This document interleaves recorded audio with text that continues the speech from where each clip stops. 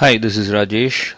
This is the fourth assignment of the interfacing with the Arduino course. So we're supposed to drive an LED using the Servo library.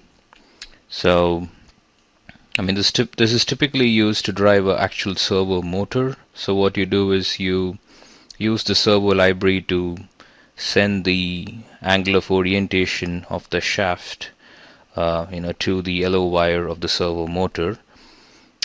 Instead, what we're doing here is using the same library to vary the brightness of an LED. So a quick look at the connections. So what we've done here is that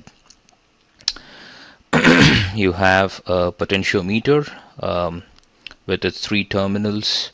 This is connected to the ground. This is connected to the 5 volts, and then you have the output of the potentiometer going into the analog pin 0, and then the servo library basically attaches to the pin 2, in this case digital pin 2, which would actually drive the LED. Now, to sort of appreciate the functionality of this, I've also attached an oscilloscope so that we can see how the input or basically the what the servo write does to digital pin 2. So we actually take the output from digital pin 2 and connect it to the oscilloscope.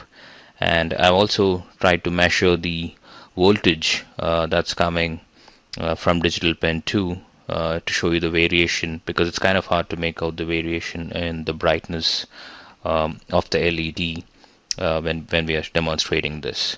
So quick look at the code as well. So it's pretty simple. So the potentiometer has been connected to analog pin 0. The LED has been connected to the digital pin 2.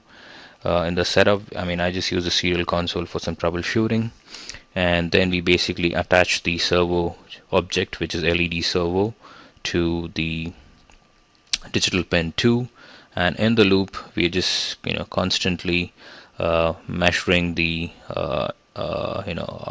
the output we're getting from the potentiometer, which is from the analog pin 0, and then we map that. As you know, we can get 1024 different voltage levels.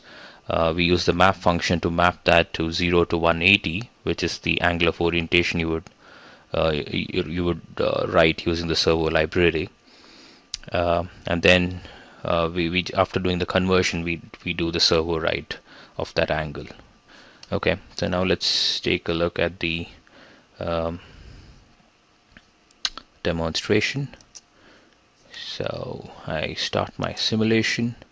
So now you can see that really small pulses with a really small width. That's because our potentiometer corresponds to 0, and you can see the voltage is less than 100 millivolt, and the LED is still glowing very mildly here.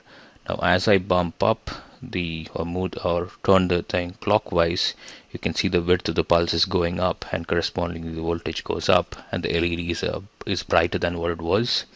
Now when I take it to the maximum position, you can see the pulse width gets even more wider, and it glows even more brighter, and you get a much larger voltage here because of the larger width pulses.